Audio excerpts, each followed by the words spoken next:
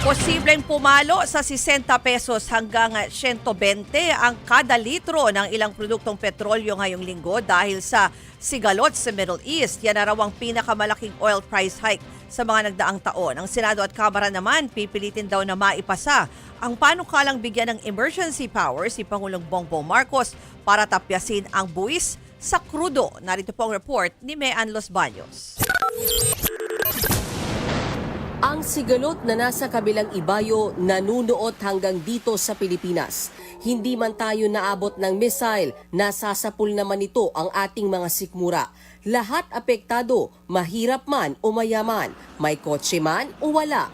Tinamaan na nga ang presyo ng petrolyo na konektado sa presyo ng mga bilihin at maging sa trabaho. Ngayong linggo, inaasahang papalo sa 17 pesos and 50 centavos hanggang 24 pesos and 25 centavos ang dagdag sa kada litro ng diesel. 7 hanggang 13 pesos naman sa gasolina, habang 32 pesos hanggang halos 39 pesos sa kerosene. Sa unang bugso ng big time price increase bukas, naglalaro sa 85 centavos hanggang 21 pesos ang dagdag. Uutay-utayin naman ang taas presyo depende sa oil companies. Pagkatapos ng linggong ito, ganito ang posibleng maging presyo ng petrolyo. Ang diesel hanggang 87 pesos kada litro, gasolina hanggang 73 pesos, habang ang kerosene baka umabot na sa 125 pesos per liter. Pinakamalaking taas presyo na ito ng petrolyo sa mga nagdaang taon ayon sa Department of Energy. Diretso sa bulsa ang tama matapos isara ng Iran ang Strait of Hormuz na isa sa mga pangunahing daanan ng mga oil tanker na nagde-deliver ng langis. Halos buong araw nang nakapila sa mga gasolinahan ang mga motoristang nagpapa-full tank. Anticipate ko lang talagang tataas yan. Kaya nagtsaga na ako sa pila. Target ng Kamara na mabigyan ng emergency power si Pangulong Bongbong Marcos para masuspindi niya ang excise tax sa petrolyo. Sa Miyerkules, balak ipasa ng Kamara ang panukalang ito. Kapag lumusot yan, 6 pesos hanggang 10 pesos ang mababawas sa kada litro ng petrolyo. Para sa ilang senador, malaking tulong ang pagtapya sa fuel excise tax. Kaya pipilitin daw nila itong maipasa. It will have to go to the 3 readings. Unless it is declared emergency, then therefore we'll do away with the 3-day rule. Even there are just 2 weeks before the break, Sir SP, kaya pa ba yun? Kaya naman yan.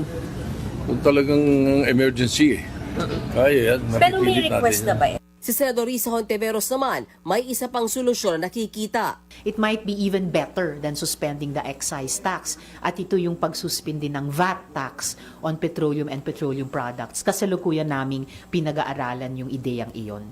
Bukod sa pagsuspindi ng excise tax, kasado na rin ang ipamimigay na fuel subsidy ng Department of Transportation.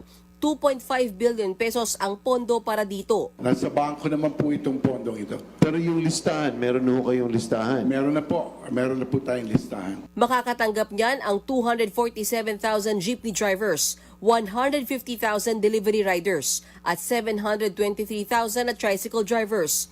Naglalaro ang ayuda sa 10,500 pesos hanggang 1,800 pesos kada sa uri ng sasakyan. Kabilang dyan ang mga driver ng modern o traditional jeep pati mga TNVS. Para naman makatipid sa petrolyo, nagsimula na rin ang 4-day work week sa ilang ahensya ng gobyerno. Sa Department of Education, Lunes hanggang Huwebes na lang ang on-site work. Work from home naman tuwing Biyernes. Maging sa lungsod ng Maynila, may flexible work arrangements din. Wala raw bawas sahod yan. Example, Monday to Thursday, from 7 a.m. to 6 p.m. and from 8 a.m.